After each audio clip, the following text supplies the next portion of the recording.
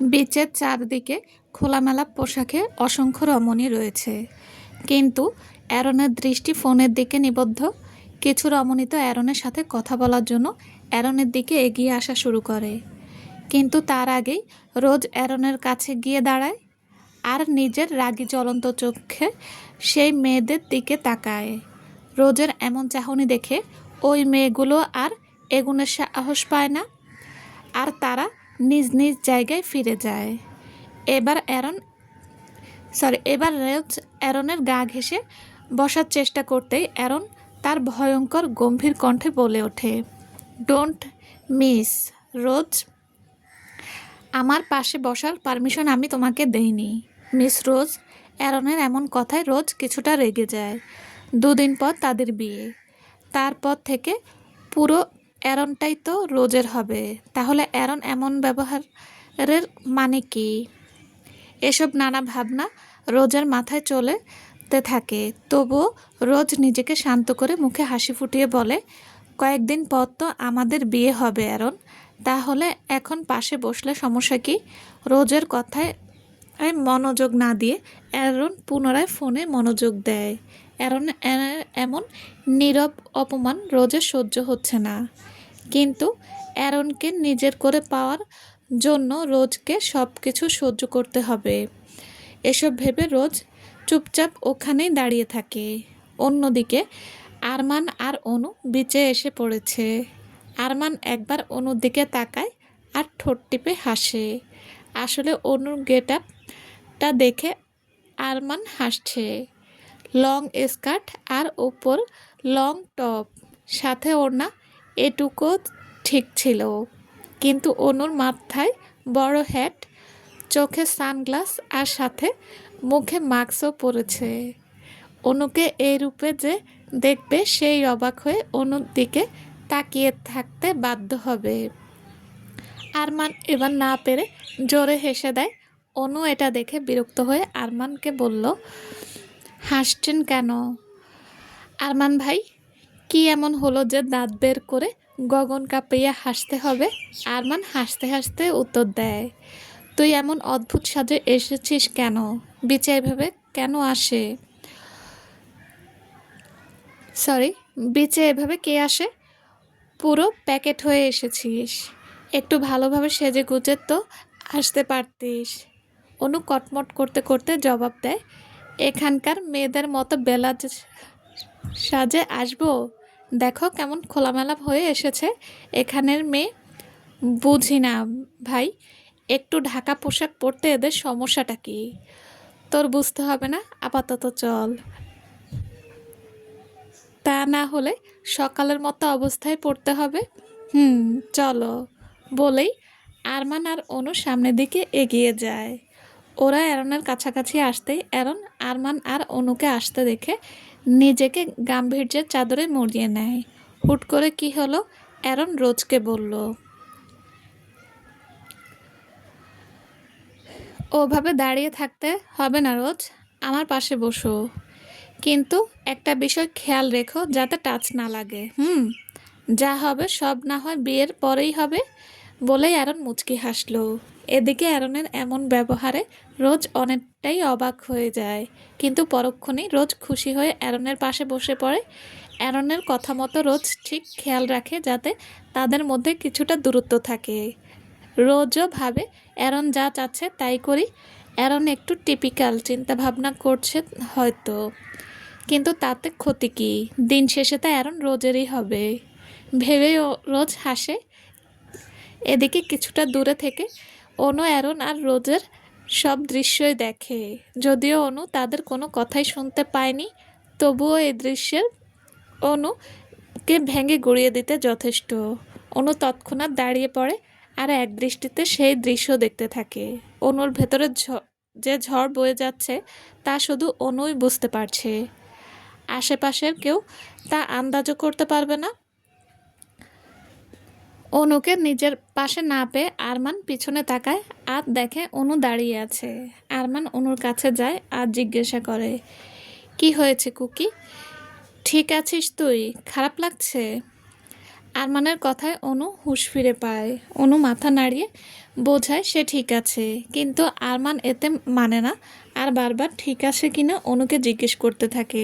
কিছুটা সময় নিয়ে অনু নিজেকে শান্ত করে, তারপর আরমানের দিকে তাকিয়ে আস্তে আস্তে বলে, ঠিক আছে আমি, চলো, দেরি হলে আবার কি বলে উনি। তীব্র অভিমান নিয়ে কথাটা বলে অনু। আরমানও মাথা নাড়িয়ে অনুকে নিয়ে অ্যারনের দিকে এগোয়। অ্যারনের কাছাকাছি যেতেই অ্যারনের কাছাকাছি যত এগোচ্ছে অনুর অস্থিরতা তত বাড়ছে। সবশেষে অনু নিজেকে যথাসম্ভব স্বাভাবিক রাখার চেষ্টা করছে। তার না হলে যে অনু অ্যারনের কাছে ধরা পড়ে যাবে। অ্যারনের সামনে আরমান আর অনু দাঁড়িয়ে আছে, কিন্তু অ্যারনের সেদিকে খেয়াল নেই। সে তার নিজের মতো ফোনে ব্যস্ত। এর মধ্যে অনু নিজের হ্যাটটা আরও একটু টেনে নেয় যাতে মুখটা আরও একটু আড়াল হয়। আরমান অ্যারনকে বলে, গুড ইভিনিং স্যার। আরমানের কথায় আরমান আর অনুর দিকে একবার তাকায়। তার পাশে বসা রোজের দিকে তাকিয়ে মুচকি হেসে বলে, রোজ, ওনাদের প্রেজেন্টেশন আমার ভালো লেগেছে। তুমি এখন যেহেতু এখানে আছো, তাই তুমিও সব দেখে নাও ঠিক মতো। আফটার অল ওয়েডিংটা দুজনেরই। শেষের কথাটা অ্যারন আরমান আর অনুর দিকে তাকিয়ে বলে। অ্যারনের কথায় রোজ অনেকটাই খুশি হয় আর বলে, I believe you my princess. তোমার সিদ্ধান্তই আমার পছন্দ। After all we are same now. Yes my baby. বলে অ্যারন বাঁকা হাসে। নিজের শখের পুরুষকে অন্যের সাথে দেখার মতো কষ্ট আর কিছু দুনিয়াতে নেই। এই দৃশ্য একজন নারীকে হাজারবার ভেঙে গুঁড়িয়ে দেওয়ার ক্ষমতা রাখে, যেমনটি অনুর সাথে হচ্ছে বর্তমানে। কিন্তু সব সহ্য করার অলৌকিক ক্ষমতা ও হয়তো অনুর মাঝে আছে, যার জন্য এখনও অনু চুপ করে দাঁড়িয়ে থাকতে পারছে। এক নিমিষে অ্যারন পুনরায় নিজের চেহারায় গাম্ভীর্য ভাব নিয়ে আসে আর অনুর দিকে তাকিয়ে বলে, তো আপনি সকালে সেই ড্রামা কুইন, শুনলাম আপনি নাকি এই ফাংশনের ম্যানেজমেন্ট এর প্রেজেন্টেশন অ্যান্ড ডিজাইন করেছেন। অনু মাথা নাড়িয়ে সায় দেয়। অ্যারন এবার অনুর দিকে পূর্ণ দৃষ্টি দেয়। অনুর এমন অদ্ভুত গেট আপ দেখে অ্যারন ব্রু কুঁচকে ফেলে। ইটস সো হট হার। কথাটা বলে অ্যারন নিজের পরনে থাকা তার পাতলা ফিনফিনে শার্টটাও খুলে ফেলে। এতে অ্যারনের বুক পিঠ উন্মুক্ত হয়ে যায়। এদিকে রোজ অ্যারনের পেশিবহুল বাহু, জিম করা ফর্সা বডির দিকে এক দৃষ্টিতে তাকিয়ে থাকে। এমন সুপুরুষকে নিজের করে কে না চাইবে? যারা ভালোবাসার মর্ম জানে না, শুধু আকর্ষণটাকে মুখ্য করে দেখে, তাদের কাছে লুকটাই মুখ্য হয়ে থাকে। অনুভূতির মূল্য নিতান্তই স্বল্প থাকে সেখানে। এদিকে অনু আর চোখে অ্যারনকে দেখছে আর মনে মনে ভাবছে, প্রথম তো এমন বেহুদা জায়গায় ডেকে এনেছে, এখন নিজেও জনসম্মুখে বেহাপনায় মেতে উঠেছে। লাজ শরম কিছু নেই। এদিকে অ্যারন এবার অনুর দিকে তাকায় আর বাঁকা হেসে অনুকে জিজ্ঞেস করে, এভাবে সংসেজে এসেছেন কেন মিস? বলেই অ্যারন অনুর দিকে তাকিয়ে অনুর নামের দিকে ইঙ্গিত করে। অ্যারন তার নাম জিজ্ঞেস করায় অনু বুঝতে পারছে না কি বলবে। অনু ভয় হচ্ছে যদি অনুর কণ্ঠস্বর শুনে অ্যারন অনুকে চিনে ফেলে, আর অনু যদি তার নিজের নাম বলে তাহলে তো সে ধরা পড়ে যাবে। কি করবে অনু? এদিকে অ্যারন অনুর দিকে ব্রু কুচকে তাকিয়ে আছে জবাবের আশায়। হুট করে অনুর মাথায় কিছু আসে। বুদ্ধিটা পেয়ে অনু কিছুটা স্বস্তি পায়। অনু কিছুক্ষণ কাশতে থাকে আর নিজের গলার স্বর যথাসম্ভব পরিবর্তন করার চেষ্টা করে বলে, জি, আমার নাম কুকি। আসলে আমার একটু ফ্লু হয়েছে, তাই এভাবে মাস্ক পরে আসতে বাধ্য হলাম। সরি তার জন্য, কিন্তু আমি চাই না আমার জন্য অন্য কারো অসুবিধা হোক। তাই নাকি মিস কুকি? অন্যের জন্য আপনার অনেক চিন্তা, তার নিজের কাছের মানুষদের জন্য চিন্তা আছে তো আপনার? অ্যারনের কথায় অনু ভেবাচেকে খায়। কি বলতে চাচ্ছে অ্যারন? অ্যারন কি অনুকে চিনে ফেললো তবে? অনুর চিন্তা ভাবনার মাঝে অ্যারন আবার বলা শুরু করে, যাই হোক, আপনার পার্সোনাল লাইফে ইন্টারফেয়ার করার কোনো ইচ্ছে আমার নেই, কিন্তু আপনার নামটা কেমন যেন, হাস্যকর অনেক। কুকি কারো নাম হয় নাকি? শেষের কথাটা অ্যারন তাচ্ছিল্যের স্বরে বলে।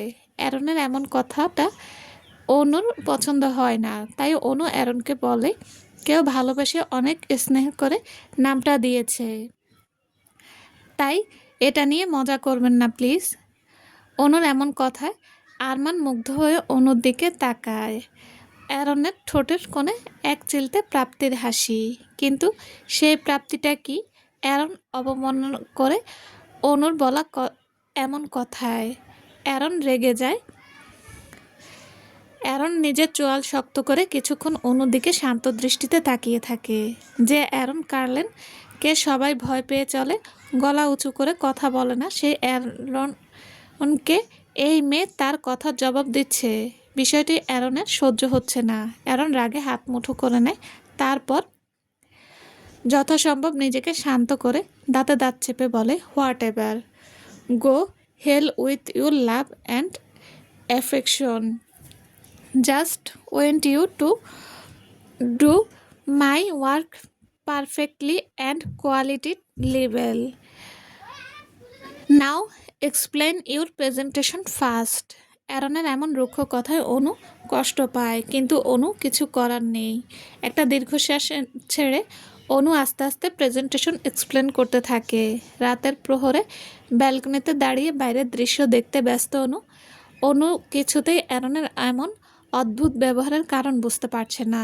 এত হার্টলেস অ্যারন হলো কবে থেকে? অ্যারন তো এমন ছিল না। নাকি অনু অ্যারনের এই রূপ চিনতে পারেনি এতদিন? অনু আর কিছু ভাবতে চায় না। আপাতত অনুর রেস্ট দরকার। তাই অনু ব্যালকনি থেকে রুমে ভেতরে যাওয়ার উদ্দেশ্যে কয়েক কদম ফেলে। হুট করে অনুর মনে হলো কেউ অনুর পেছনে দিয়ে চলে গেল। সাথে সাথে অনু পেছন ফিরে, কিন্তু তেমন কোনো অস্বাভাবিকতা চোখে পড়ে না অনুর। অনু নিজের মনের ভুল ভেবে রুমে চলে যায় আর বিছানার শরীরটা এলিয়ে দেয়। অনু এতটা ক্লান্ত বোধ করেছে যে অনুর আর ব্যালকনির ঠাই বন্ধের কথা মনে থাকে না। অনু নিজের তন্দ্রায় চোখ বন্ধ করবে এমন মুহূর্তে অনু নিজের আধখোলা চোখে এক কালো অবয়বকে সামনে দিয়ে যেতে দেখে।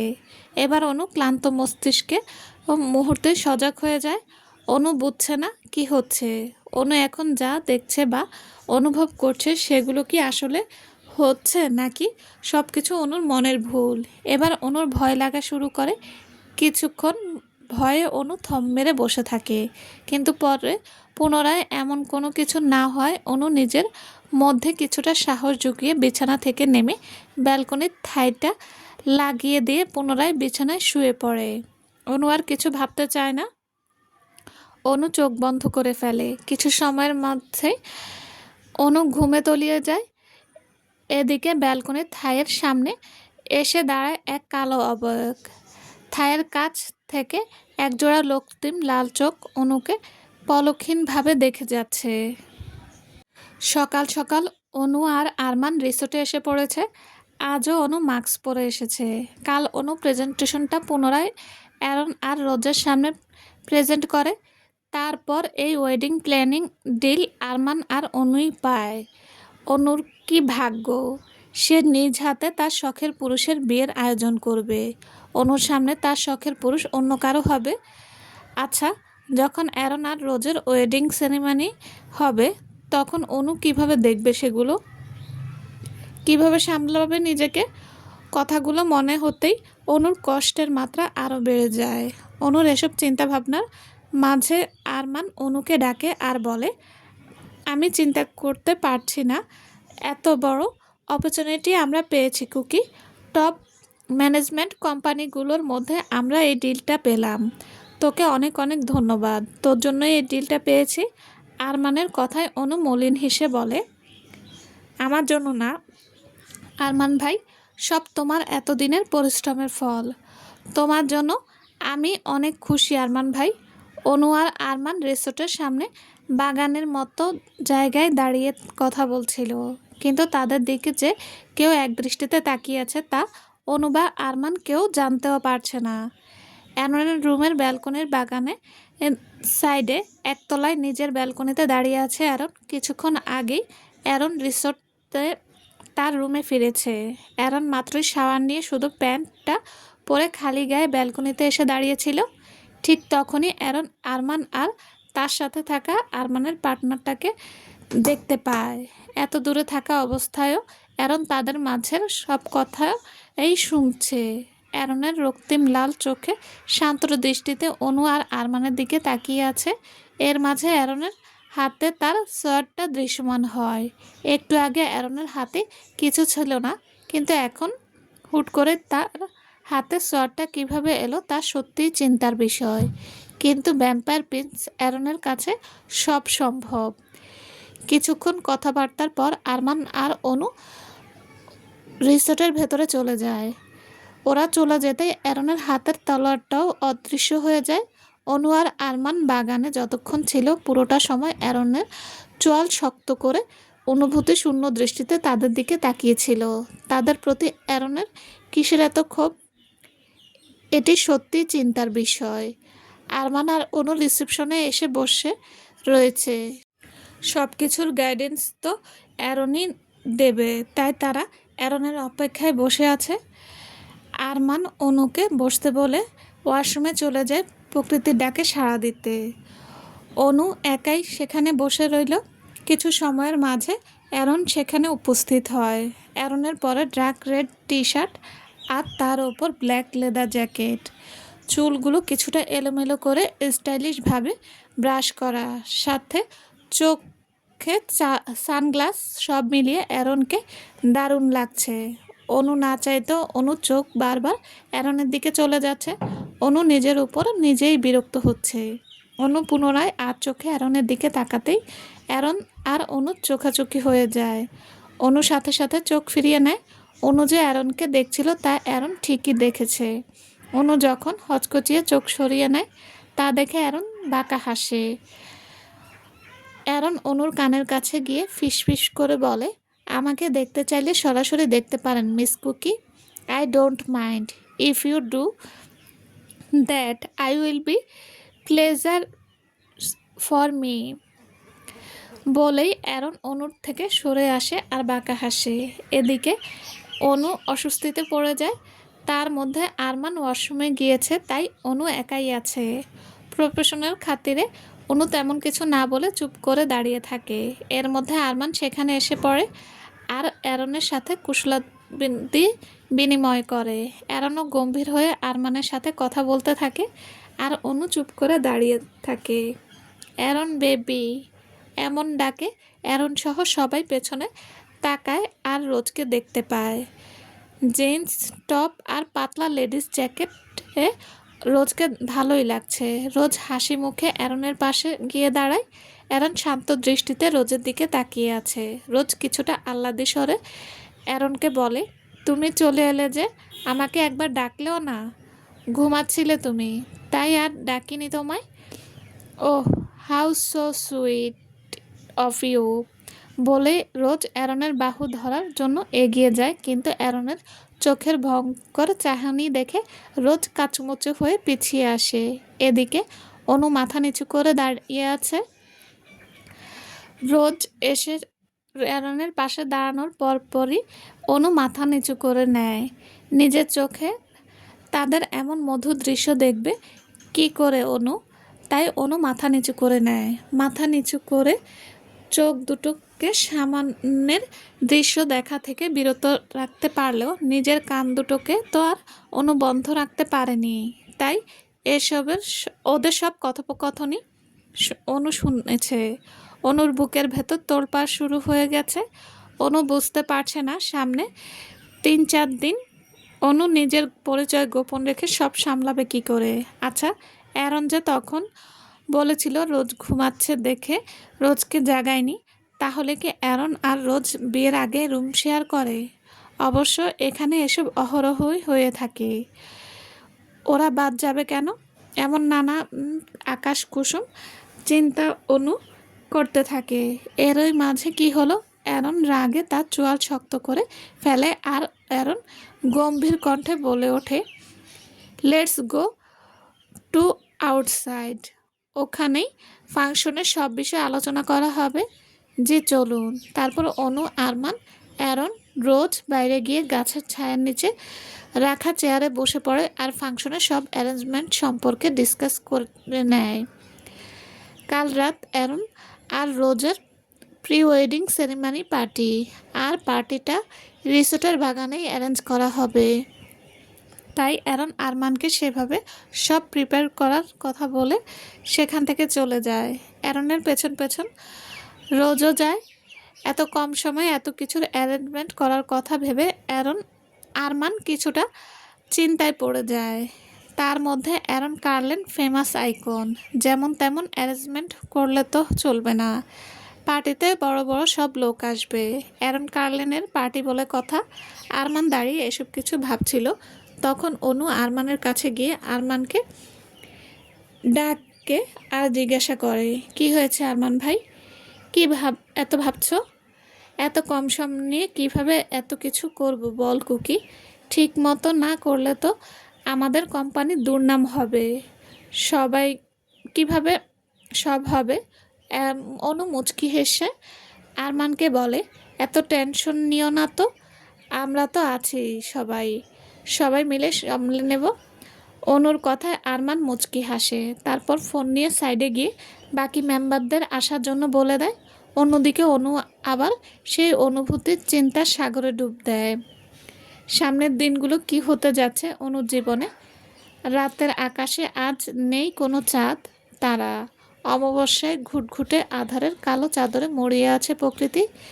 যেদিকে নজর যায় শুধু অন্ধকার আর অন্ধকার। অনু তার সেই ছোট্ট ব্যালকনিতে দাঁড়িয়ে আছে। অনু আকাশ পানে তাকিয়ে আছে। আকাশের এই নিকষ কালো অন্ধকারের মতো বর্তমানে অনুর জীবন। অনু এখন নিজের প্রতি নিজেরই করুণা হয়। অনুর বারবার মনে হতে লাগে অ্যারনের সাথে দেখা না হওয়াই হয়তো ভালো হতো। তাহলে অনু এখনও তার সেই আগের স্বাভাবিক জীবনে থাকতে পারত। একতরফা ভালোবাসা যে বড্ড পোড়ায়। আচ্ছা, অনুর ভালোবাসা কি একতরফাই ছিল? অ্যারন কি কখনো অনুকে ভালোবাসেনি? এমন হাজার প্রশ্নের উত্তর অনুর জানা নেই। অনু দীর্ঘশ্বাস ছেড়ে রুমের দিকে চলে যায়। কাল যে অনুর অনেক কাজ। নিজের শখের পুরুষের বিয়ের প্রথম ধাপের আয়োজন করতে হবে অনুকে। অনু ব্যালকনির ঠায় আটকে রুমে এসে শুয়ে পড়ে। চোখ বন্ধ থাকা অবস্থায় অনু ষষ্ঠ ইন্দ্রিয় অনুকে জানান দিয়েছে কেউ অনুকে ব্যালকনি থেকে দেখেছে। গভীর দৃষ্টিতে দেখছে, যে দৃষ্টি যে কারো ভেতর হিম করে দিতে সক্ষম। অনেকক্ষণ যাবৎ একই অনুভূতি হওয়ায় অনু বাধ্য হয়ে চোখ খুলে ব্যালকনির ঠাইতের দিকে তাকায়, কিন্তু কাউকে দেখতে পায় না। অনু বুঝতে পারছে না এসব অনুভব হওয়ার কারণ কি। অ্যারন কি অনুর উপর নজর রাখছে? না না, অ্যারন তো জানেই না অনুর বিষয়। তাহলে উফ, আর ভাবতে পারছে না অনু। অনু বিরক্ত হয়ে চুপচাপ শুয়ে পড়ে। অনুর সেই ষষ্ঠ ইন্দ্রিয় শেষমেশ ঠিক হয়। অনু শোয়ার পর এক কালো অবয়ব ব্যালকনির থাইয়ের গ্লাসের কাছে এসে দাঁড়ায়। সেই অবয়ব তার রক্তিম লাল চোখে পলকহীনভাবে অনুকে গভীর দৃষ্টিতে দেখে যাচ্ছে। সেই দৃষ্টিতে রয়েছে ক্রোধ আর কামনার এক অদ্ভুত সংমিশ্রণ। কে সেই অবয়ব? কি তার উদ্দেশ্য হতে পারে? অন্যদিকে নিজের রুমের সোফায় বসে আছে রোজ, হাতে ড্রিঙ্কসের গ্লাস। রোজ ড্রিঙ্কস করে বর্তমানে কিছুটা মাতাল অবস্থায় আছে। আমেরিকায় এসব নর্মাল বিষয়। আমেরিকান নারী হওয়ার দরুন রোজের কাছে এসব কমন। রোজ ড্রিঙ্কসের গ্লাসের দিকে তাকিয়ে বিড়বিড় করে মাতাল কণ্ঠে বলতে থাকে, আমার সাথে এমনটা না করলেও পারতে জ্যাক। কি ক্ষতি করেছিলাম আমি?